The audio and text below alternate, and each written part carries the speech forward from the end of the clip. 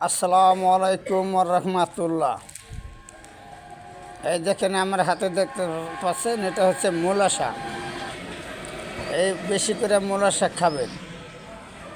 এই মূলা শাকে রয়েছে অনেক ভিটামিন, হজম শক্তি করে।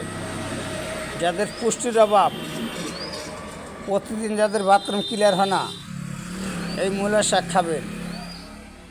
এটা হজম শক্তি ভালো করে, পেটটা পরিষ্কার রাখে, প্রতিদিন বাথরুম ক্লিয়ার করে, চোখের জ্যোতি বাড়ে।